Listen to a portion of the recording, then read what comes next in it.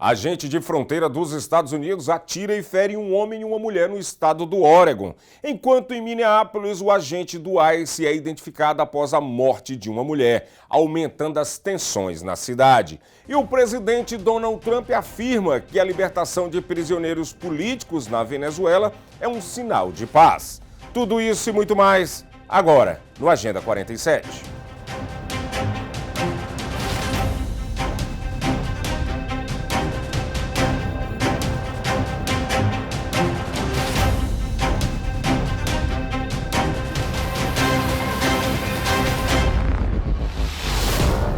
Olá, sejam bem-vindos ao Agenda 47, jornal dedicado a acompanhar de perto as principais ações que envolvem o 47º presidente dos Estados Unidos, Donald Trump, destacando os impactos diretos na vida dos imigrantes e na política americana. Estamos presentes em várias plataformas para que você fique sempre bem informado. Em todos os Estados Unidos e Canadá pela SPT Television, SIC Internacional. Também na plataforma de streaming SPT Plus. E claro, no nosso canal no YouTube, Seaba Brazilian Television. Informação de qualidade e conexão direta com a nossa comunidade, onde quer que você esteja. Na tarde de quinta-feira, em Portland, no estado do Oregon, um agente do US Border Patrol atirou e feriu um homem e uma mulher durante uma parada de veículo que investigava um suspeito de ligação com uma gangue venezuelana, segundo o Departamento de Segurança Interna dos Estados Unidos. A polícia local encontrou o casal baleado após o motorista, segundo autoridades federais, ter tentado usar o carro contra os agentes, que reagiram com um disparo defensivo. Os dois feridos foram levados a hospitais de Portland, mas suas condições de saúde ainda não foram divulgadas oficialmente. O caso está sendo investigado pelo FBI, enquanto líderes da cidade e do estado questionam o uso da força e pedem transparência e revisão das operações de imigração no local. A U.S. immigration agent shot and wounded a man and woman in Portland, Oregon, authorities said on Thursday. Officials there urged calm amid growing public outrage over an ICE shooting in Minnesota that left a woman dead a day earlier. You shot someone! The Department of Homeland Security said Thursday's shooting happened as U.S. Border Patrol agents conducted a targeted vehicle stop in Portland. They described the driver as a Venezuelan gang member who attempted to use the vehicle as a weapon, prompting an agent to fire a, quote, defensive shot. Reuters was unable to independently verify those details. Approximately 2:18 this afternoon. At a news conference Thursday night, city and state leaders said they had little information on what led to the shooting or whether it was directly tied to immigration enforcement. Here's Portland Police Chief Bob Day. This is not any way, shape, or form immigration related on our end. We do not know the facts of this case. We are simply providing that traditional investigative support and perimeter support. The question was whether or not there's been any evidence to support a statement that was made that the vehicle was weaponized in this event, correct? Is that the question? And we don't have any information on that. As I mentioned, we responded after the fact to both the shooting scene. Once we were at the shooting scene, the vehicle was already gone, because then 6 or 7 minutes later, we responded to where the victims had called 911. So we don't have any firsthand information. The driver and the passenger were taken to a nearby hospital. Their condition is unknown. Hundreds of protesters took to the streets outside an ICE facility in Portland on Thursday evening. Similar protests were sparked by the fatal shooting of a 37-year-old mother of 3 in her vehicle by an ICE agent in Minneapolis on Wednesday. U.S. officials contend criminal suspects and anti-Trump activists have increasingly used their cars as weapons, though video evidence has at times contradicted those claims. Já o chefe de polícia de Portland, Bob Day, disse na quinta-feira, dia 8 de janeiro, que o FBI está liderando a investigação do tiroteio que envolveu o agente federal e feriu um homem e uma mulher. Approximately 2:18 this afternoon, Portland police officers responded to the 10,000 block of Southeast Main Street on the report of a shooting. So it came in via a 911 call. Officers confirmed that federal agents had been involved in a shooting. Portland police were not involved in that incident. Officers had determined that the 2 people who were injured in the shooting involving the federal agents from the earlier call. PPB officers secured both scenes. And this is a federal investigation. It's being led by the FBI. The question was whether or not there's been any evidence to support a statement that was made that the vehicle was weaponized in this event, correct? Is that the question? And we don't have any information on. O incidente que acendeu novamente o debate sobre o uso da força por agentes federais nos Estados Unidos foi reaceso quando uma mulher de 37 anos foi fatalmente baleada por um agente do ICE durante uma operação em Minneapolis, no estado de Minnesota. O agente envolvido foi identificado como Jonathan A. Ross, um veterano de guerra no Iraque, descrito por familiares como um cristão devoto e apoiador de Donald Trump, e também, curioso, casado com uma imigrante filipina. Segundo registros judiciais, o agente Jonathan Ross foi ferido no ano passado por um motorista em fuga e foi arrastado por um carro em um incidente anterior durante uma prisão. O episódio ocorreu no dia 7 de janeiro, quando a motorista Renee Nicole Good foi atingida por disparos em meio a uma ação em um bairro residencial. Autoridades federais afirmam que ela tentou usar o carro como arma. Já testemunhas e imagens em vídeo contestam essa versão, dizendo que o veículo se afastava quando os tiros foram disparados. O agente do Serviço de Imigração e Alfândega dos Estados Unidos, que atirou e matou a mulher de 37 anos em seu veículo em Minneapolis na quarta-feira, durante a repressão federal do presidente Trump, pode haver repercussões legais, mesmo que agentes federais geralmente estejam imunes a processos estaduais por acusações e ações tomadas como parte de suas funções oficiais. Residents of Minneapolis are demanding answers after the killing of a 37-year-old mother of three in her vehicle by an ICE agent. And one big question they're asking is, can the ICE agent who shot her be prosecuted? This was an agent recklessly using power. Local officials, including Minneapolis Mayor Jacob Frey, have rejected the Trump administration's claim that the shooting was done in self-defense and that the driver was trying to ram agents. In videos of the shooting verified by Reuters, it was not clear if the vehicle made contact with the officer, and he fired at least one shot after the vehicle had already passed him. A video recorded in the immediate aftermath shows paramedics giving CPR. They just killed that lady right there in that car, y'all. Another shows a woman identifying herself as the victim's wife in tears. Minnesota's use of force law allows state police to use deadly force only if reasonable officers would believe doing so was necessary to protect themselves or others from death or serious harm. Federal law has a similar standard. At a press conference on Thursday, Homeland Security Secretary Kristi Noem again defended the shooting as self-defense. And the officer feels as though his life was in jeopardy. It was used to perpetuate a violent act, that this officer took action to protect himself and to protect his fellow law enforcement officers. Federal agents are generally immune from state prosecution for actions taken as part of their official duties. But immunity only applies when an officer's actions were authorized under federal law and were necessary and proper. If Minnesota charged the agent involved in Wednesday's shooting, he could seek to move the case to a federal court and argue he is immune from prosecution. Prosecutors would need to show the officer knew his conduct was unlawful or acted with reckless disregard for the limits of his authority. E ainda falando sobre esse tema, Karen Myers Morrison, ela é professora de Direito da Universidade Estadual da Geórgia, disse à agência de notícias Reuters na quinta-feira, de 8 de janeiro, que agentes do ICE podem ser processados tanto em tribunal estadual quanto em tribunal federal, seja pelo escritório do promotor local ou pelo escritório do procurador dos Estados Unidos, após o assassinato de uma mãe de 3 filhos de 37 anos em Minneapolis, na quarta-feira. It can be prosecuted either in state court or in federal court, obviously either by a U.S. Attorney's Office or by a DA's office.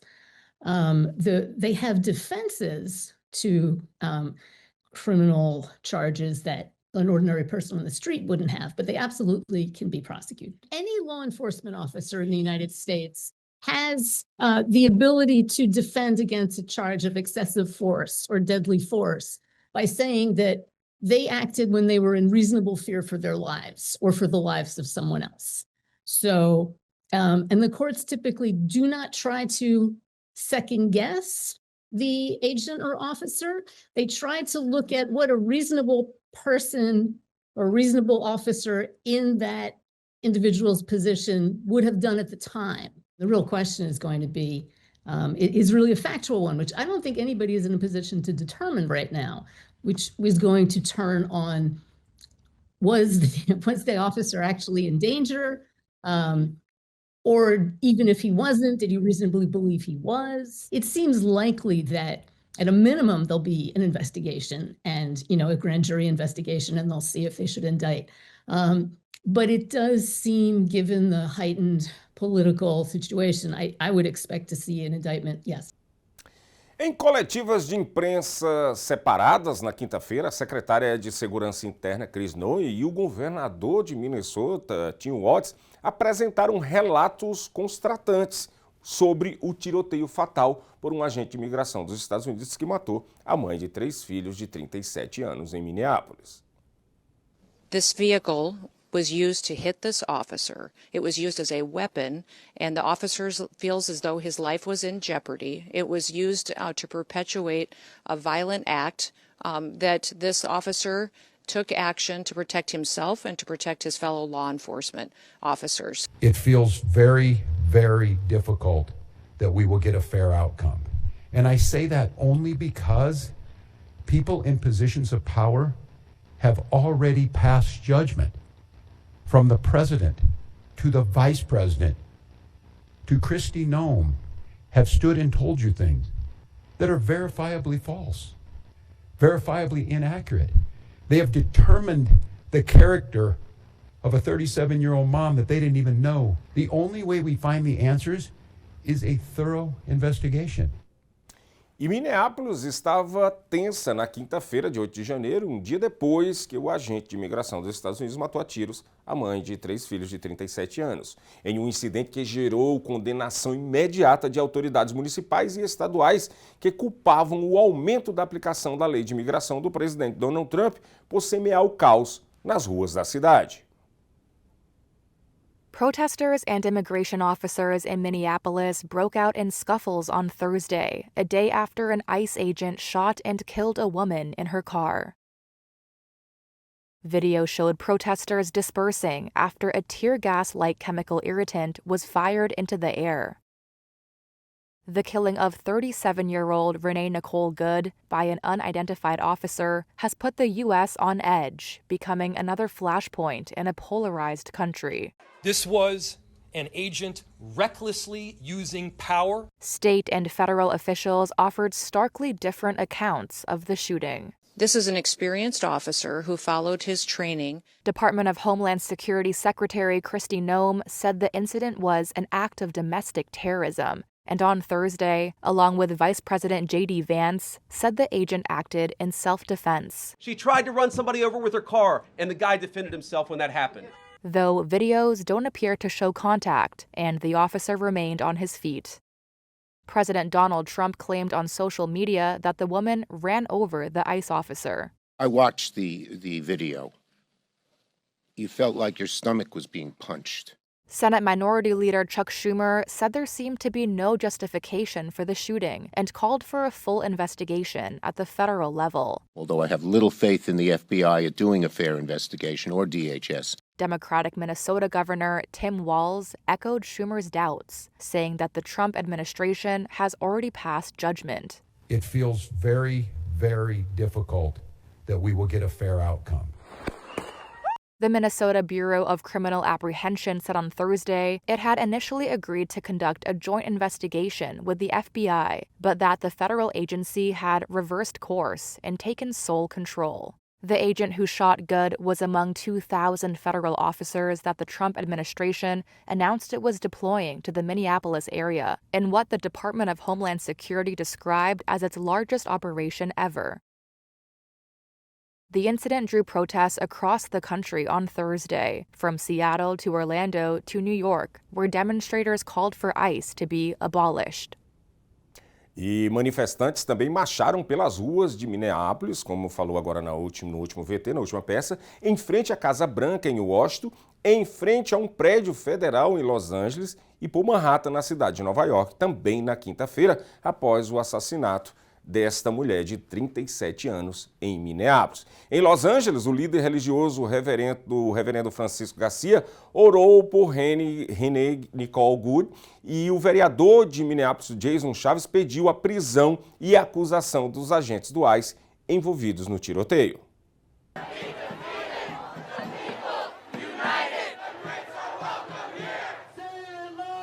I feel like we're at a turning point. I can't say it enough, but you know, things have got to change. But we're coming together, and if any place, it's going to be Minnesota, or like, get out of here. We don't want you. You have no right to be here. You're destroying our communities. Just leave.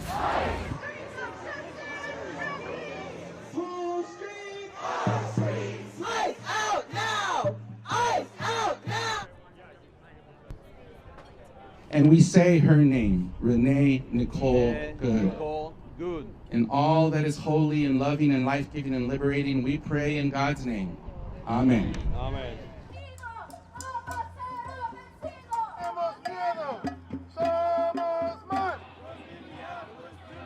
We need that ICE agent and those ICE agents that were complicit in that act to be immediately arrested. That's right. Right. We need these ICE agents immediately fired. That's right. And they need to be held accountable for their atrocities. And we will take nothing less than that. And after that, we will continue to stand with our immigrant neighbors, and we will continue to call for the complete abolition of ICE because they should not exist to begin with.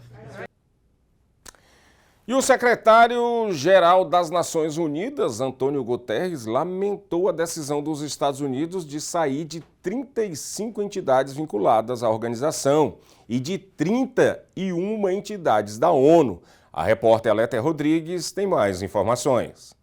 Antônio Guterres ressaltou que o financiamento americano para um grande número desses órgãos era obrigatório, incluindo um importante tratado climático e um órgão que promove a igualdade de gênero e o empoderamento das mulheres. Segundo um comunicado da Casa Branca, a saída dos organismos ocorre porque, segundo Washington, eles operam contrariamente aos interesses nacionais dos Estados Unidos. Os Estados Unidos são o principal contribuinte para o orçamento regular da ONU, conforme avaliações acordadas pela Assembleia Geral. Esses pagamentos são obrigatórios. Os Estados Unidos, no entanto, não fizeram pagamentos para o orçamento regular no ano passado. Washington deve atualmente cerca de 1,5 bilhão de dólares. Trump descreveu a ONU como tendo grande potencial, mas disse que ela não está cumprindo esse potencial. Ele quer cortar drasticamente o financiamento dos Estados Unidos. E o Senado dos Estados Unidos avançou na quinta-feira, 8 de janeiro, com uma resolução que pode impedir o presidente Donald Trump de realizar mais ações militares contra a Venezuela, em uma rara repreensão ao líder republicano. A medida foi aprovada e diz que tais operações devem ser aprovadas pelo Congresso. 52 votos sim, 47 votos não. A moção foi aprovada. Na quinta-feira, o Senado dos Estados Unidos votou com um placar de 52 a 47 para avançar com uma resolução que pode impedir o presidente Donald Trump de realizar novas ações militares contra a Venezuela sem autorização do Congresso. 5 republicanos se juntaram a todos os senadores democratas para apoiar a medida. Trump escreveu em uma publicação nas redes sociais que esses 5 parlamentares nunca deveriam ser eleitos novamente para um cargo. Tim Kaine, democrata da Virgínia, analisou o caso desta forma. Ninguém jamais se arrependeu de um voto que simplesmente diz: Senhor Presidente, antes de enviar nossos filhos e filhas para a guerra, venha ao Congresso. Esse é um voto do qual ninguém jamais se arrependeu e ninguém jamais se arrependerá.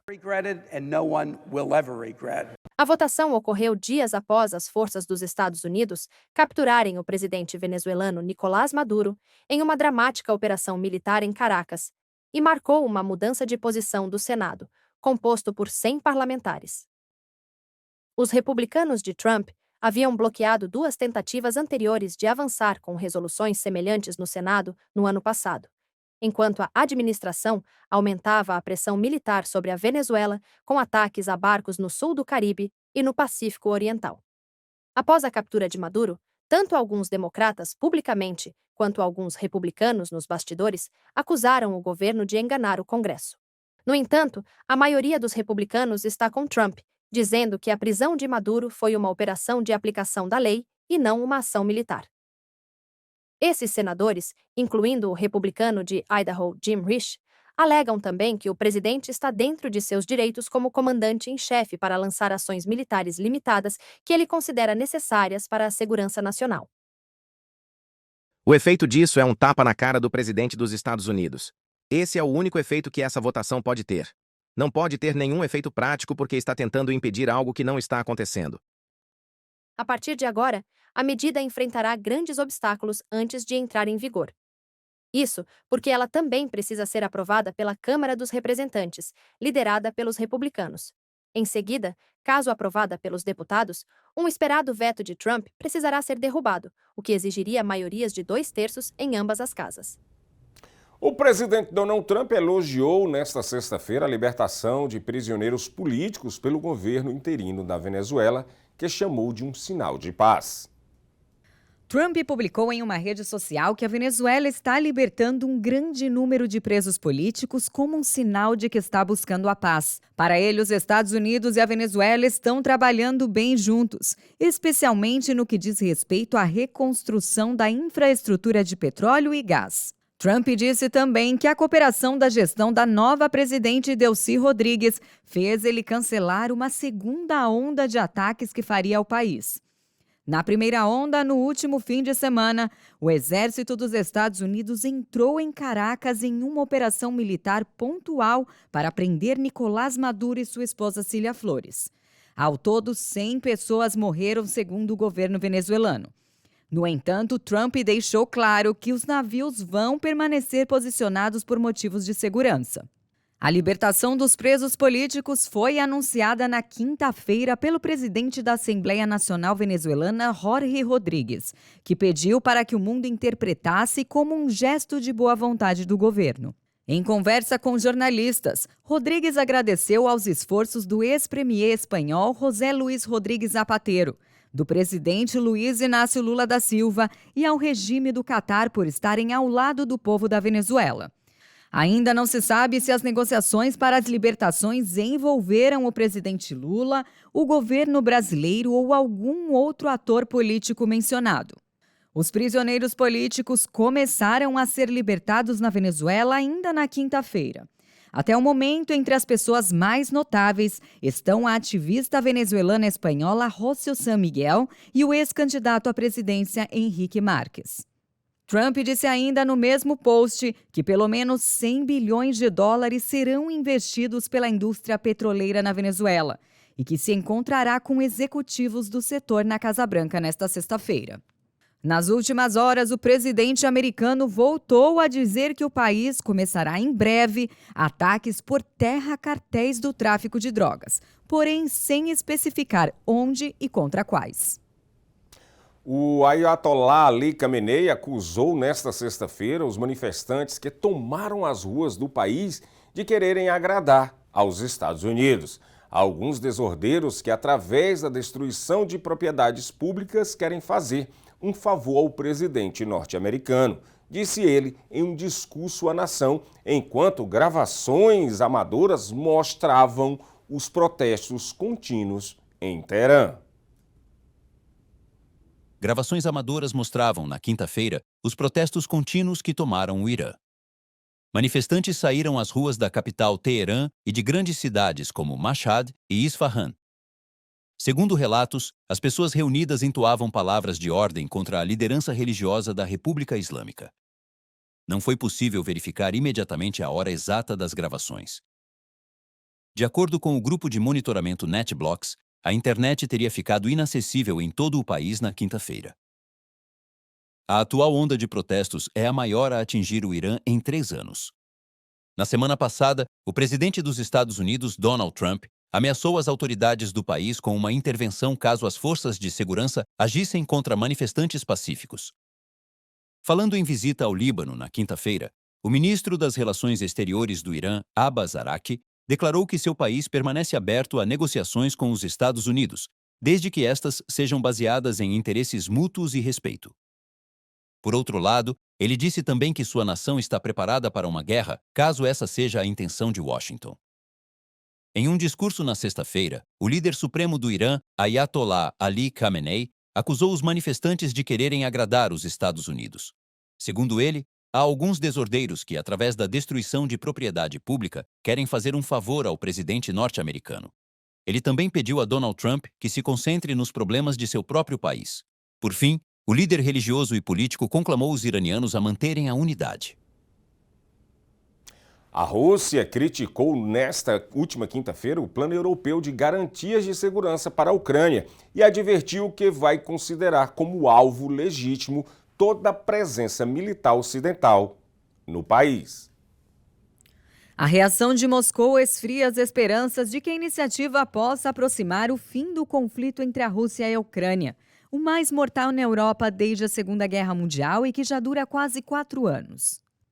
A Rússia continua bombardeando a Ucrânia, mirando em particular em infraestruturas de energia do país. Nesta semana, mais de 500 mil de famílias ficaram sem água e calefação em meio a temperaturas congelantes, após ataques noturnos com drones. Os membros da Coalizão dos Voluntários, um grupo de 35 países europeus com o apoio dos Estados Unidos, que estão enviando voluntários e recursos militares à Ucrânia, se comprometeram na terça-feira, durante uma reunião em Paris, a aportar garantias robustas de segurança para Kiev, incluindo a mobilização de uma força multinacional apoiada pelos Estados Unidos em caso de trégua. A ministra das Relações Exteriores, Maria Zakharova, declarou nesta quinta-feira que as novas declarações militaristas da chamada Coalizão dos Voluntários e do regime de Kiev constituem juntos um genuíno eixo da guerra e que todas as unidades e instalações serão consideradas alvos legítimos para as Forças Armadas russas. Os Estados Unidos não assinaram a declaração. No entanto, o presidente ucraniano Volodymyr Zelensky informou que o documento está praticamente pronto para ser apresentado ao presidente Donald Trump. Desde que Washington apresentou, no fim de novembro, um plano para pôr fim ao conflito, os esforços neste sentido por parte da Rússia e da Ucrânia se intensificaram, sobretudo entre Kiev e seus aliados ocidentais. Mas a Rússia segue exigindo que as forças ucranianas se retirem de 20% da região de Donetsk que ainda controlam e que a Ucrânia se comprometa juridicamente a não entrar na OTAN. No fim de dezembro, o presidente Vladimir Putin assegurou que alcançaria seus objetivos, seja pela via diplomática ou pela força. É isso aí. Agora vamos checar aqui as capas dos jornais comunitários aqui nos Estados Unidos. Vamos aqui para o primeiro jornal, que é o Achei USA, lá da Flórida. Achei USA destaca que a Flórida planeja mais uma cadeia para imigrantes. O governo Ron DeSantis aguarda aval federal para a nova unidade em Panhandale. Olha só, gente. Então, a justiça, lá embaixo também, justiça autoriza acesso do ICE a dados do Medicaid em processos de deportação. Trump quer proibir grandes investidores de comprar casas unifamiliares. Isso tudo é o destaque da capa do Achei USA da Flórida. Vamos para o próximo jornal. Jornal dos Esportes. Agente do ICE mata a tiro cidadã americana de 37 anos em Minneapolis.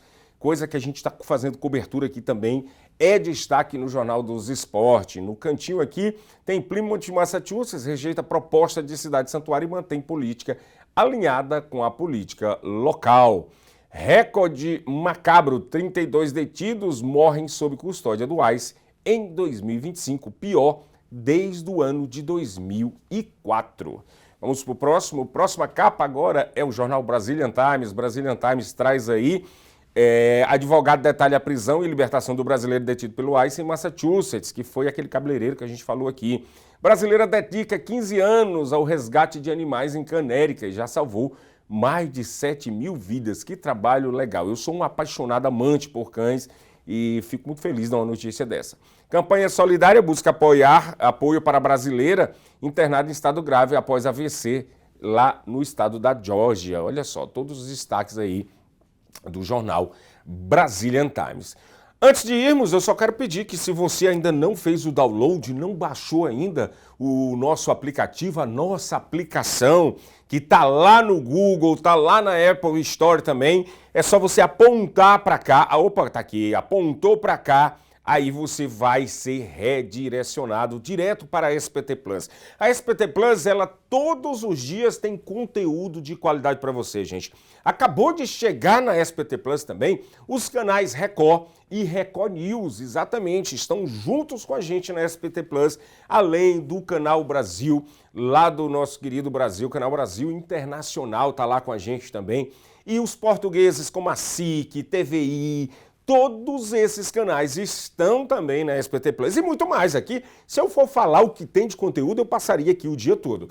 Claro, nossos conteúdos locais dos Estados Unidos também você pode encontrar lá e tem muita coisa de graça lá, gente, muita coisa grátis. Você vai fazer lá, colocar o seu e-mail, criar um password, uma senha, e aí você pode colocar na sua Smart TV e também assistir na palma da sua mão no seu telemóvel. E não esqueça, hein, também no nosso canal Seaba Brazilian Television, que continuamos com a nossa campanha, se inscreva agora mesmo, deixa o seu like se você gostou, se não gostou, deixa o dislike. E o importante, deixa um comentário também, pode comentar o que você quiser, o importante é engajar. Se você comentou lá, a plataforma vai entender que você está lá participando. E depois de terminar tudo isso, você vai ativar o sininho das notificações, esse aqui, para quando chegar conteúdo novo, você ser bem informado, tá bom? Muito obrigado pela audiência, logo mais às 7 horas da noite, estarei de volta no Brasil News, lá na SPT Plus, esperando você, trazendo as atualizações do dia, do Brasil, dos Estados Unidos e do mundo. Bye!